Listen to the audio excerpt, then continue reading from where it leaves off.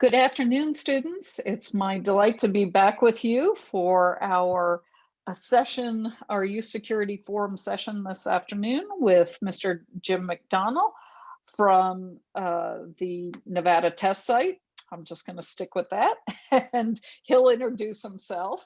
And he will be talking about what happens when bad guys get nukes and a little bit about his history and our problem children of North Korea and Iran and what we're doing about it. So before we get started, I'll turn it over to Chelsea to do a little announcement. We just want to thank our sponsors for all of these sessions in the 2021 Youth Security Forum, the Reno Sparks Chamber of Commerce, in particular for this session, Mission Support and Test Services, MSTS, the contractor that runs the Nevada National Security Site, Ted Morse, Larry Struve, and Norman Janziomek. Thanks very much for your support. Excellent. Thank you, Chelsea. So Drew and other students, I'm hoping that you had a chance to watch Jim's introductory video, which I think captured a lot of very interesting history. So Jim, you covered this a little bit in the introductory video, but for many of the students who may not have familiarity with somebody else joining us, don't have familiarity with the nuclear history, our nuclear arsenal history. You know, many of these students were born after the collapse of the Soviet Union, those types of things that we all lived through. Perhaps you could start out with a little bit of perspective of why the U.S. has our robust nuclear posture that we have, and a little bit about how that connects with your history about how you got into this business. So we're not starting from scratch. Before we start worrying about other people getting nukes, sort of, why do we have them? Okay, history right off the top. So there was a scientist named Leo Szilard who came to the United States as the Nazis were overtaking Europe.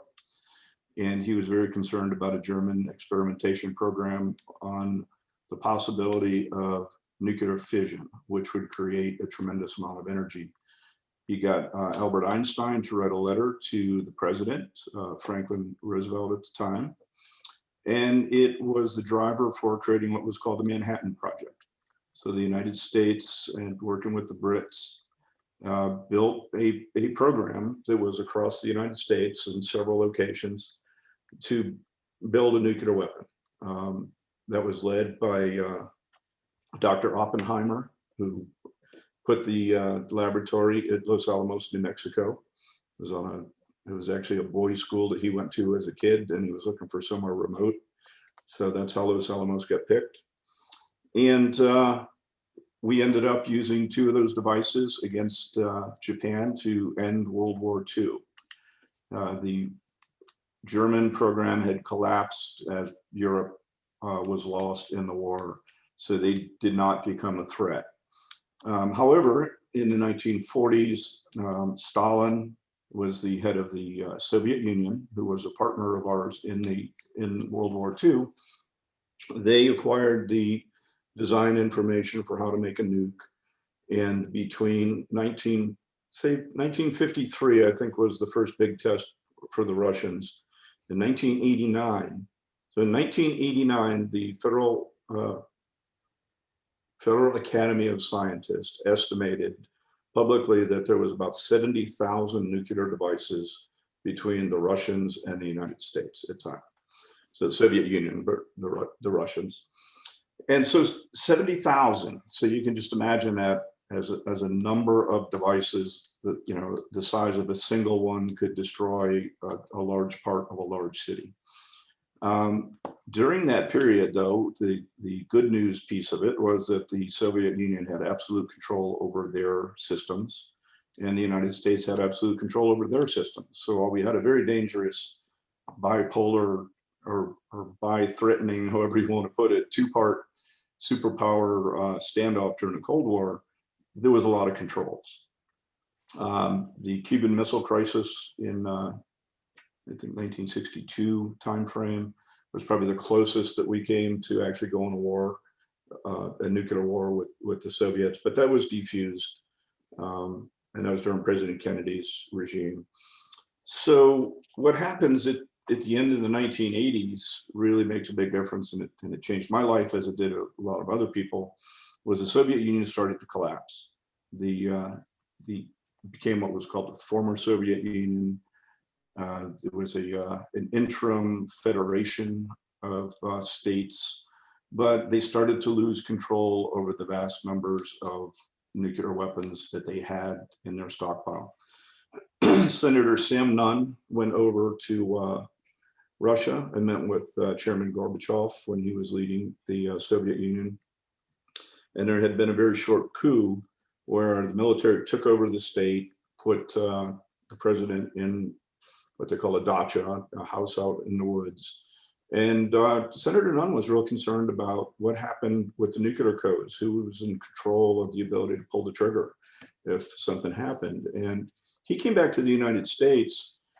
He was also a very powerful senator on the Armed Services Committee in the Senate. So he had a very global view and sat atop the defense budget, which is the largest individual budget in the United States. And it also funds the US nuclear weapons stockpile. So even though the National Nuclear Security Administration is part of the Energy Department, the controls on the budget come from the defense side of the house. So I was, at the time, actually, I was in a SEAL team that was specialized in hostage rescue, but I was a bomb guy. My job was to take bombs apart. So, you know, if you picture a movie where you have a terrorist and have a hostage and there's a bomb strapped to him and you have to shoot your way in and somebody's got to go take the bomb off the person, I would be that guy.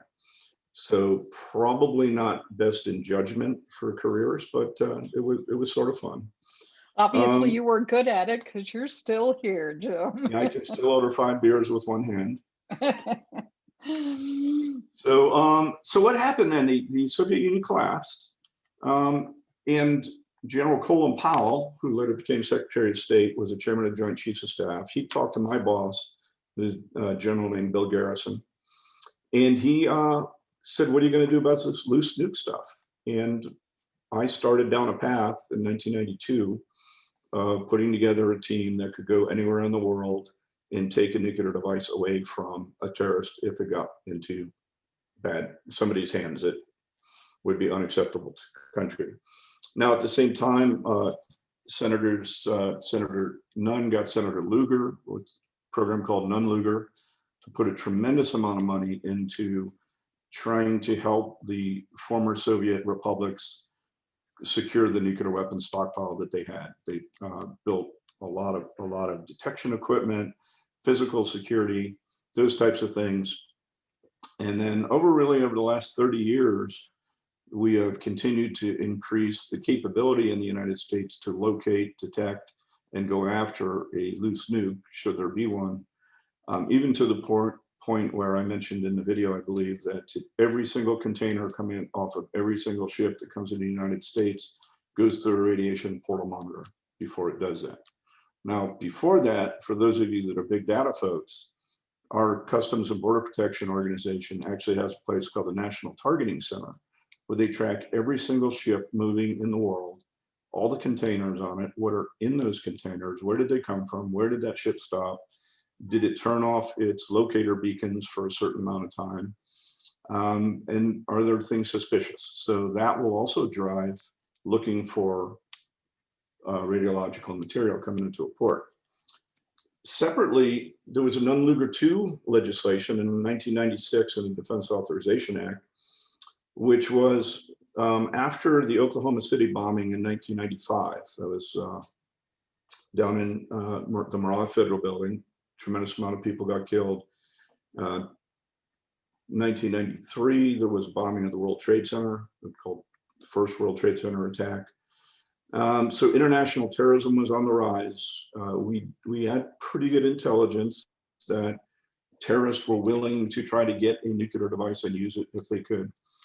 And so Senator Nunn, again, is sort of his final really big act leaving the Senate before he retired, put together a domestic preparedness program. And that created billions of dollars for first responders inside the United States, police, fire, to be able to get detection equipment and get special training to be able to respond and identify threats. And so today we have about 60,000 detectors distributed around the United States in law enforcement agencies, the 1,300 portals around the ring of the country. And then we have a tremendous amount of international activity that happens. Defense and the Energy Department both work globally, as does the State. State Department is actually in charge of that. And work with partners and to empower other states to be able to help as part of a global system to be able to detect proliferation of weapons of mass destruction. So that's a real quick history, not mentioning North Korea and Iran yet. So I'll just stop there and see if there's any other questions. Or That's great, Jim. I appreciate that history to bring us up into the state actors, and you very definitely moved into the non-state actors. So that was great because that's really a big threat. Let's turn to the students. So Drew, Chloe, and Caroline, do you have specific questions for Jim to start out with?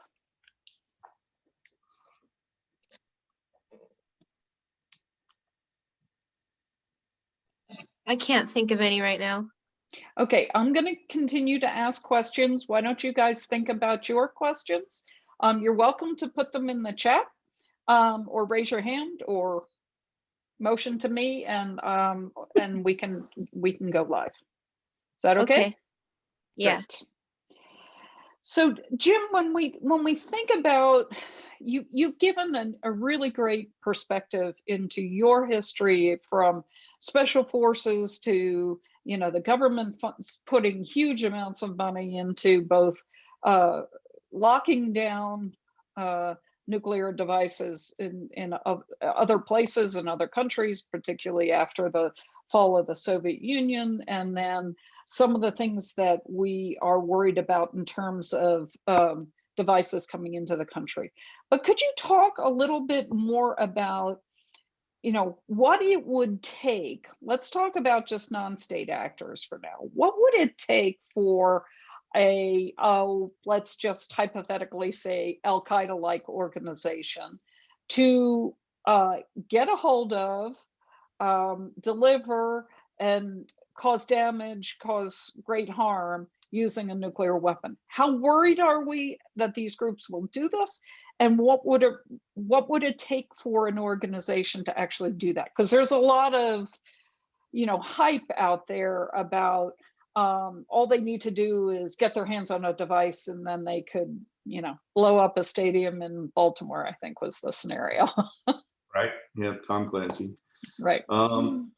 So that's a good question. So the actual ability for a small group or an individual that doesn't have a large industrial base to be able to, one, get the material and then get it into a configuration that would create a nuclear yield is exceptionally difficult. Partly because the material is tracked globally. So the IAEA group in Vienna, that's part of the UN, actually has records of all the material that's known, that's discussed in the world that is capable of nuclear fission and the creation of a nuclear yield. So we're pretty confident that if material goes missing, we're probably going to know it's missing. Then that leads to, where did it go missing from? So Al-Qaeda was the specific question. So you could look at India and Pakistan, right? India's on, Afghanistan is right in that little triangle there. India and Pakistan both have nuclear weapons. They both violated the non-proliferation treaty or became non-signatories after they decided to blow up a weapon, but they're state programs and their weapons are protected by their state security services. So it would be very difficult to acquire something. Then you would also have to go out and get the expertise needed, whether it be nuclear engineers, explosives experts.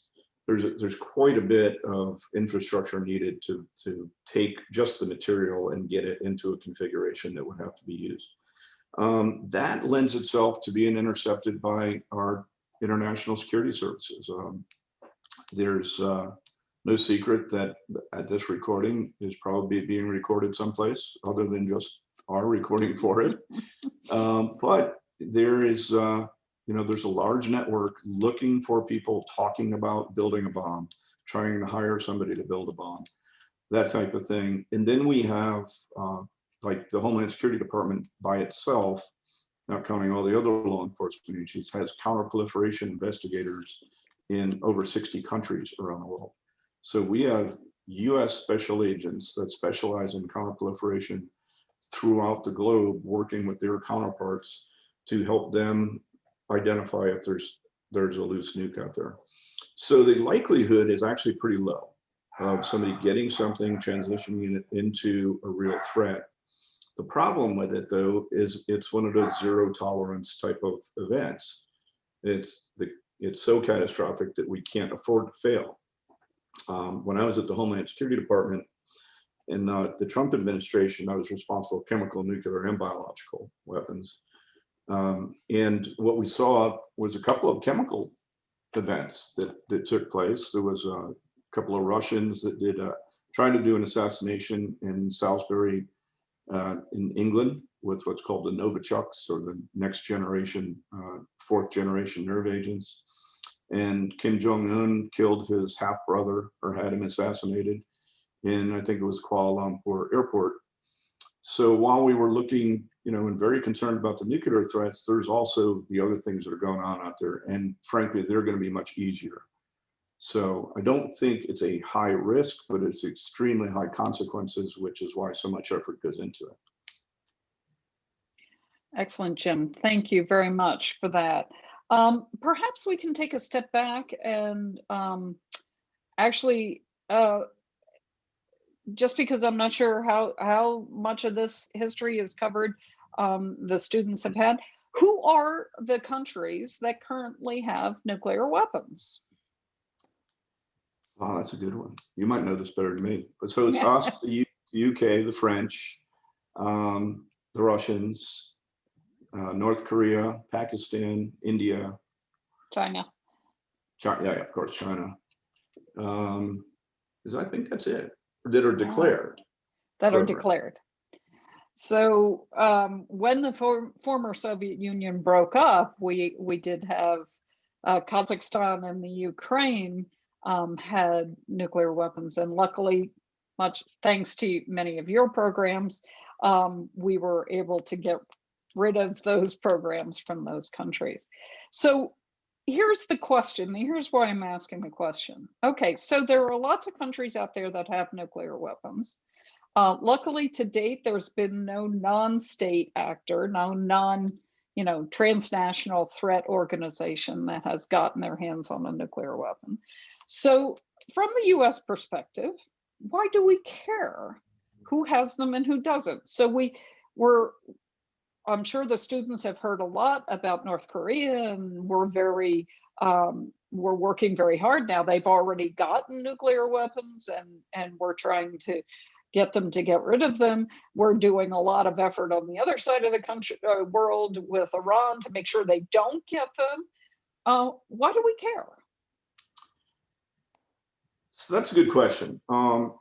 Because if you're sitting in Iran and you're looking at the United States, you can say, well, who are you to tell us not to have nuclear weapons if you have nuclear weapons? I think probably the best answer that I come up with is there's no good reason to have nuclear weapons, right? We have nuclear weapons because that's the way history evolved, and we got into an arms race between us and the Soviet Empire. And so we ended up with a huge stockpile. And it's really hard to undo that once you've done it. And I think one of the biggest concerns that you end up with is a Pakistan-India type of a scenario, where you have two countries that have relatively small stockpiles, but they're actually fighting all the time.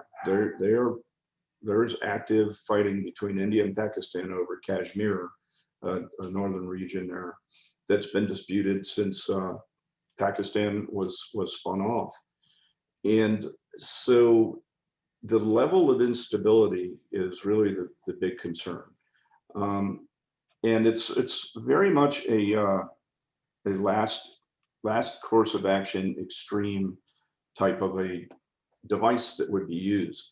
So when you have a dictatorship, and Kim Jong-un in North Korea is a good example of third generation of a totalitarian dictator who's spending a tremendous amount of money on a weapons program to have nuclear weapons at the same time as people are starving.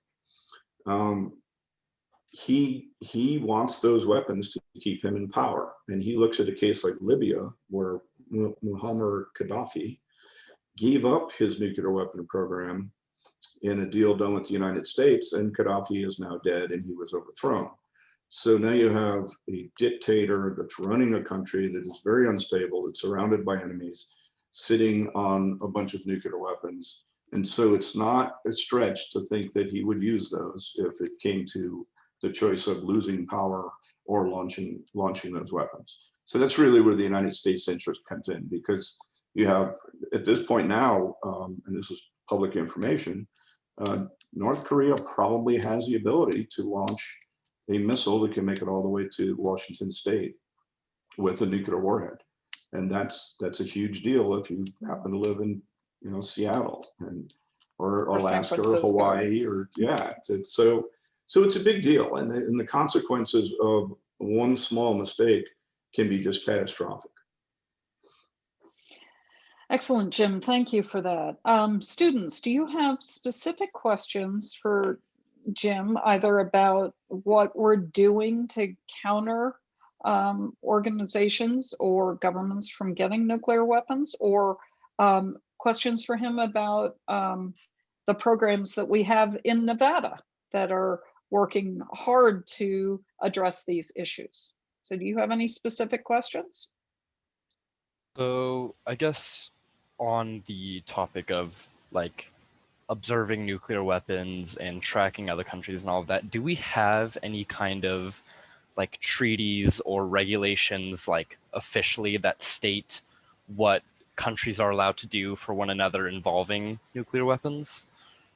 So that's a great question, Drew.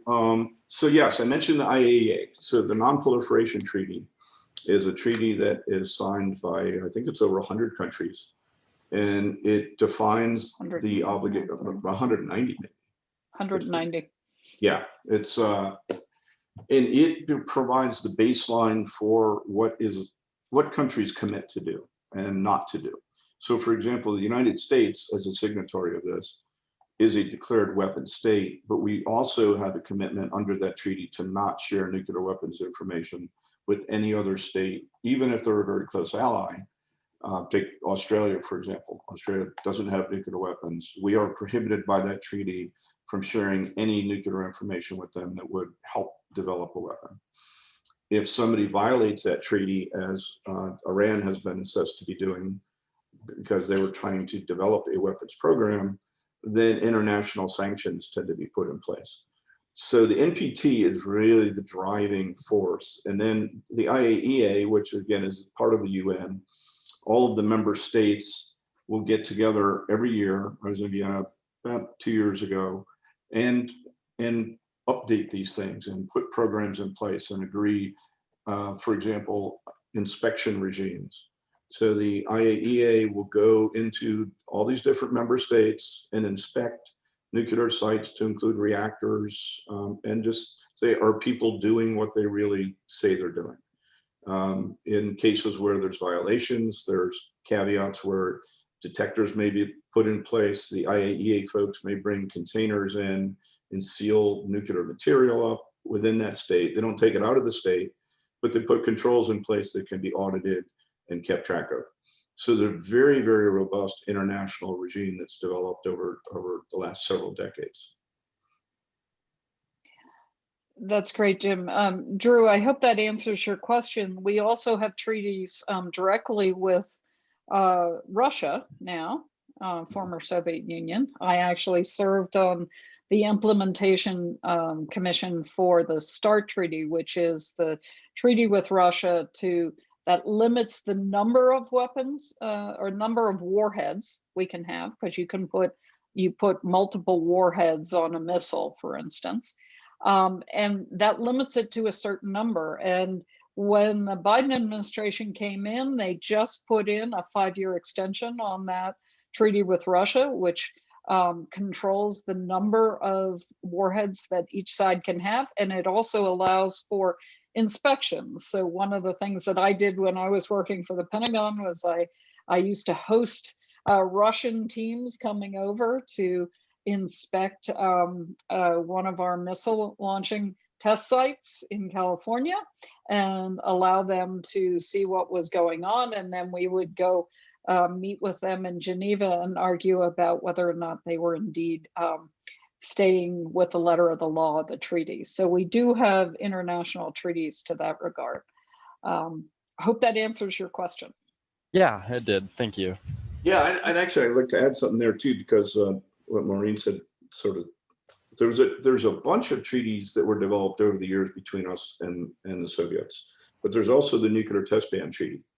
Right. And that goes back to President Kennedy's days, where in the early 60s or in the 50s, really, nuclear testing was above ground. It was at the site here in Nevada. There was tests. There was the Bikini Atoll tests out in Marshall Islands in the Pacific. But people were blowing up bombs on the surface and letting radioactive material go into the air. President Kennedy led an effort to ban that. So above ground testing, the French did a couple after that, but pretty much the world said, okay, no more above ground nuclear testing. So nuclear testing went underground, and it was until 1992 when President Bush, the older President Bush, actually signed a deal and banned any more testing in Nevada at the site. So we are now under a direction from the president, which has been carried forward since 1992, that there will be no nuclear testing in the United States, and we expect other nations to adhere to that as well. But there was also, for example, the INF Treaty, the Intermediate Nuclear Forces, which when the big numbers of stockpile were in place, we had cruise missiles and sort of limited range missiles that we had and the Russians had. And President Reagan actually started the negotiations for that. I think President Bush was the one that actually signed the first INF treaty. As Maureen said, START treaty, I was actually a START treaty inspector and used to go over to Europe and go look at their sites and say, are they doing what they say they're doing? And they would come here. So there's a lot of bilateral and multilateral relationships, multilateral being the multiple states. However, the Comprehensive Nuclear Test Ban Treaty, which is an international agreement, was never ratified by the United States, even though we have adhered to that since 1992 and have not conducted nuclear tests. India and Pakistan both have since then, and we believe North Korea has as well. So those are important points. There have been international treaties. The Intermediate Nuclear Forces Treaty that we had with Russia, the previous administration, Trump withdrew from that treaty. So, so it's a good question, because international treaties are hard to develop and they're hard to get accepted. And sometimes they work even if the countries don't fully ratify them. And sometimes they don't work even if they have. So other questions from the students about these topics? Well, I have Chloe first and then Caroline. Okay, sorry. Mine is just a little off topic, but I was wondering, what exactly is our relationship status with Russia? Well, President Biden just publicly met with President Putin the other day. Well, didn't meet with him. He agreed to meet with him. Is that what it is? Okay, I thought I saw a handshake. Maybe it was an old picture. Old picture. So the summit is in June, on the margins of the G8. So there's a famous old saying that says, "Keep your friends close and your enemies closer." And I think that the more that engagement we have with Russia, the better. If you're sitting at the table talking, everything tends to work out better, right? It's very easy to sit halfway around the world and blame each other for all of our problems. I think what tends to be missing sometimes, because presidents get a lot of attention, right? But as Maureen said, she was at the Pentagon and hosting Russian scientists. There's a tremendous amount of exchanges in business and in academia, university exchanges, laboratory exchanges, things like that, that there's actually a lot more in common with us and the people in Russia and the businesses in Russia. For example, Gazprom is an international energy company. We have energy companies. We compete, but we engage a lot. And so, when the two presidents get together, that gets a lot of press, but there really is a lot of engagement with Russia. Now, that's distinctly different from Iran and North Korea, where they are very much isolated from the United States. So I think the Russian story is probably a good news story overall, although publicly it's almost like watching an MMA match and everybody's yelling about the opponent beforehand, but they're still friends and go out and have a beer after the match is over. So Okay. Yeah, that's a good point. I spent a lot of time in Russia when we were implementing the non-proliferation agreements, leading a delegation to encourage them not to work with Iran. And our relationships with Russia go up and down. This, as Jim said, there's a lot of exchanges that continue to go on even when things are bad politically. This is a particularly bad part, I would say, in our relationships. Lots of the organizations that Jim and I used to work with are no longer able to function in Russia as they had been in the early 2000s. So it's a challenging time, and there will be a lot more interest in this relationship as we move forward. And Putin doesn't appear to be going anywhere for at least another, heaven knows how many years. So Carolyn, you had a question. Caroline. Yes. So when other countries, say, violate these treaties, or it is found that they are not following protocol, what are the repercussions and consequences of that? So it's usually, there's a thing called a démarche where diplomats, government will send a letter to your parents when you don't show up for school, but and so we're not happy with you, and if you don't do something about it, then we're gonna do something bad. And that bad usually starts with economic pressure. So for example, this is what economic pressure is. The big thing that is affecting Iran and North Korea right now is the fact that they cannot do international trade. They can't use international monetary systems. And so the goal is usually diplomacy through economic leverage. And then there's other things like, things can escalate. Like you saw a year or two ago, a ship that was full of oil that was going to Syria, who had sanctions against it because they were using chemical weapons against their people, was seized by the Brits, and it was kept in Gibraltar.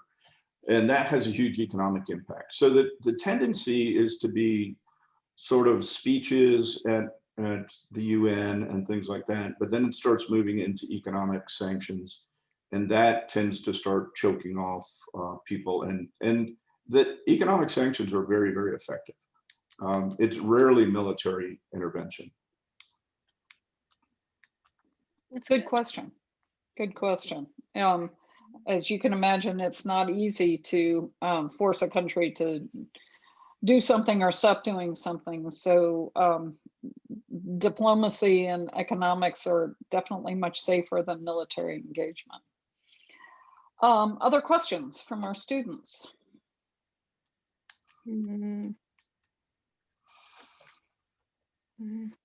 If not, then I'm going to ask Jim, while you're thinking about questions, because you're welcome to I'll come back to you again. Jim, talk to us a little bit about what's going on in Nevada. We're all Nevadans on this call, and the students are up here in the north, you're down in the south. Could you talk to them a little bit about what MSTS is doing and what goes on at the Nevada National Security Site now, so they have an idea of what those kinds of programs are that we're doing to both for stewardship and for counterterrorism, Sure. counterproliferation. So I'll actually start with probably something that you wouldn't expect today. I'm a little sunburned, as you can see. I actually was up at the site this morning, and I was up at a range that we have set up for testing systems that can, they're called counter UAS, counter unmanned aerial systems, or counter drone. So where folks are actually looking at the threats that drones face as the US moves towards an autonomous system, right? So you have autonomous vehicles, autonomous delivery of Amazon packages with drones, things like that. But there's also the risk of somebody using drones to deliver an explosive device, those types of things. So there's actually testing today going on that right there. And it's very interesting. The former Secretary of Defense, Mark Esper, was up there this morning watching activity. So most of us, like Maureen, myself, once you're in the sort of national security world, you tend to just keep moving around and stay engaged. But so that's one thing. The other things that we're doing is we're doing what's called stockpile testing. And this is not nuclear testing, but it's different types of specialty tests to make sure that the nuclear weapon stockpile that we do have is safe and secure and reliable. So there's a tremendous amount of engineering and science that goes into that. For example, you have airplanes as an example. There's 30, 40-year-old airplanes that are flying around. You have to understand metal fatigue. You have to understand what's changes because of humidity over 20 or 30 years, things like that. So we have a lot of different testing programs that look at the components and parts of nuclear weapons and try to understand how they're decaying, are they still reliable, what needs to be upgraded, those types of things. We also have a pretty robust capability to, and I think this goes to, it might have been Drew's question about monitoring, but one of the ways that we will know if, say, the North Koreans crank off another nuclear device is it's going to look a lot like an earthquake because you're going to have this seismic activity. But we actually have a team of folks that are doing experiments here in Nevada where they're comparing the effects of an earthquake, for example, with an actual explosion. And so they're taking, and there's an area of the site that had an earthquake not too long ago, and there's a team that's actually going to put some explosives down a hole about the same depth as the earthquake was, and detonate that, and then do the scientific analysis to understand what's the difference, how does it look. And that the hope there is that would give us early indications that another country might be developing a weapon, because if they're trying to hide an explosion like that, there's only a few reasons that they would want to do that. One of them is a nuclear test program.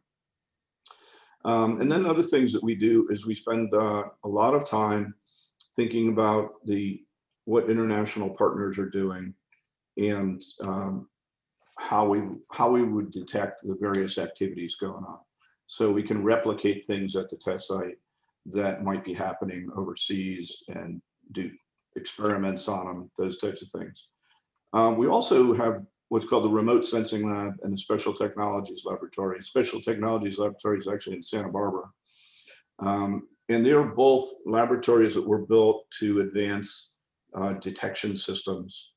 It really came from the nuclear deterrence programs, but there's a tremendous amount of talent and expertise in a wide range of things. And for example, we have several fixed wing aircraft here that if there's a Super Bowl, for example, before a big event like that takes place, we will actually fly helicopters and fixed wing aircraft, and people will walk around with detectors to check the background there to make sure that if somebody did try to smuggle something in, that we would know it and you would see the difference immediately. in Santa Barbara in particularly, they do a lot of special work for what's called the intelligence community, the folks that go out and collect intelligence, where they are very, very good at understanding different types of technologies and how to get them into configurations that are easy to use. When I was in the SEAL team, one of the things that we had to do was there was a thing called NST at the time, Nuclear Emergency Search Team, which was hubbed in Nevada. And they had a lot of really big equipment. And it was heavy and bulky and very sciencey. And we had to be able to jump out the back of an airplane with it, right? And I mentioned this in the video. So I couldn't take something that weighed 200 pounds and jump into the water and swim with it. So we had to get the laboratories like STL in Santa Barbara to be able to take that 200-pound thing and shrink it down to a 5-pound thing that I could parachute or swim with, but was still as effective as a 200-pound thing. So there's a lot of really creative science that's going on that fits into the national security needs as they evolve. I'll give you another example of one. When I was a young guy, we were going into airfields in Central and South America and putting little sensors in. So this was for the drug interdiction. When a plane would land, we knew it was a runway for drug runners. We would put these little sensors in and they would detect the plane land and send a signal. Oh, there's a plane here. Those were made in Santa Barbara as well. I didn't know that for years after I was part of the teams putting them in.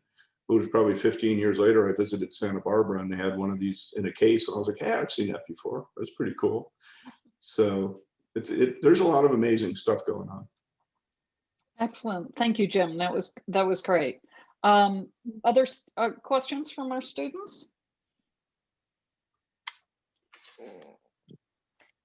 Can't think of any right now. So That's okay. That's okay. I got a question for you guys. Okay. Who wants to take a shot at a couple of differences between Iran and North Korea? That's Lord. good. How about you, Drew? Can you think of one thing that's different?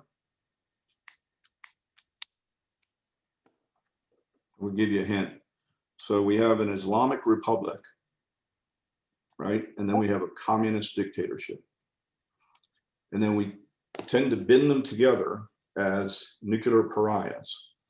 And they're actually, if you look at the two countries, there's almost nothing similar, except that they both want to have nuclear weapons and the rest of the world doesn't want them to have them. So Iran does not have nuclear weapons that we know of, but they have a program to build them. Again, North Korea does have weapons. In Iran, we did have a nuclear agreement called the JCPOA, Joint Comprehensive Plan of Action, that was in the Obama administration, and that was something that President Trump pulled out of. And interesting about that one was, like Maureen mentioned, the Comprehensive Nuclear Test Ban Treaty. That was not a treaty that was approved by the Senate. And if those of you that are constitutional scholars will know that a treaty signed by the president is not a binding agreement under our Constitution. It has to be with the advice and consent to the Senate. So the JCPOA, while President Obama thought it was a good idea, and there's various degrees of right and all of these things, by not putting it through the Senate, made it easy for the next president to just tear it up and say, oh, not going to do that. If it had gone through the Senate, it would be the law of the land and we would be bound by that treaty. 1994, I was in Korea doing planning as a special operations guy about trying to stop the North Koreans from getting a nuclear device. We knew they had a program. A guy named Bob Gallucci, tremendous guy, was a State Department assistant secretary, I believe, at the time. And he ended up at Georgetown running the Foreign Service School. He went over and negotiated a deal, I think it was 1994, with Kim Jong-un's father that guaranteed the North Koreans were never going to have nuclear weapons. And so here we are, 30 years later, they have nuclear weapons. But it's interesting that we tend to bin North Korea and Iran together, and the countries themselves could not be more different. So the only thing they have in common is the nuclear proliferation thing. That's a really good point, Jim. Excellent. point. And we have to be careful that when we say bad actors, that we don't just paint them all with the same brush. They may be after the same thing, but they're coming at it from very different angles. So other questions, or Jim, do you have other questions for the students? I have a question. Okay. Sure, please go ahead, Ava. And I did join late, so please just let me know if you guys already went over this. But I was just wondering what some of the implications would be if, say, another country, not America, did launch a nuke. What would be the implications for America and the rest of the world? That's a really good question. If they actually used it. Yes. So the easy answer to that would be there would be sanctions. There could very easily be a war. The challenge is, and it's a little bit of a history connection too. If you look at World War I and the way World War I became a world war, it was because of alliances and treaties. And Archduke Ferdinand was killed, and that caused a domino effect of people getting into a massive, literally global war. So one event, let's say, depending on where that was used, let's say it took out the Suez Canal, right, as an example, right? You probably recall just a few weeks ago, the Evergreen Gibbon, I think was the name of the ship, very large ship, got sideways in the Suez Canal, and it blocked international trade and a tremendous amount of goods and services going into Europe, and created a lot of economic problems. About 15% of the international trade goes through that waterway. So if somebody cranked off a nuclear device there and shut that down for an extended amount of time, it had tremendous ramifications. There's also the health consequences when you think about an event like Chernobyl. Maureen's a scientist, I'm not, so she can speak to this better. But we're still living with the aftermath of an event that happened in what was it, 1979, 1980 timeframe. But it was the consequences of somebody using a nuclear device are catastrophic, and catastrophic in the sense that you really can't go back and reuse that land. It's contaminated, and there's downwind hazards. It affects crops. It affects the milk in cows. So then, what are the repercussions? You probably end up with some type of military conflict, right? So let's say it was a small country. Somebody's going to go, and it might be the United States, it might be an international coalition. And I think probably the closest thing to that would be when Saddam Hussein invaded Kuwait, and the world said, no, that's unacceptable, you have to leave. And Desert Storm, the 1991 war to liberate Kuwait, was all of the free world, if you will, getting together and saying, okay, we're going to go jointly kick him out. And I think you'd probably see something like that. And we do have a treaty alliances like NATO. So an attack on one is considered an attack on all. When we were attacked at 9/11, our NATO partners went with us into Afghanistan. If one of our NATO partners were to be attacked, it would be military escalation immediately. And but your point, Ava, is very good, because it's a little different. If you use a nuclear weapon, obviously the world will be braced and not want it to escalate into full-out nuclear war, because the United States and Russia have enough weapons to basically destroy the planet. We had a lot more before, we have less now, but we can still do some pretty horrific damage. But it's a good point, because it's not as simple as just being, a conventional attack and you go to war. You have to make sure you don't escalate it into something that would be, planetary Armageddon. So with that, I think we have reached our time. Thank you very much, Jim. Thank you, students, for participating in this. So Jim, just take us away with a parting word for the students here. What do you think are some of the great career opportunities that they may be interested in the future that are related to this topic? So I think government, industry, and in international affairs, and that's pretty broad. But I've had a very successful business career. I've also been in the DOE laboratory complex and in the government, and obviously the military. But understanding the international economy and how countries work together, I think that is the underpinning of long-term peace. So, if you're thinking government, it's, how do governments work together, and how can you build relationships? So anywhere in that space is sort of a fun, rewarding career. Excellent. Thank you very much, Jim. Thank you, students, for joining us, and thank you, other students, for watching this presentation.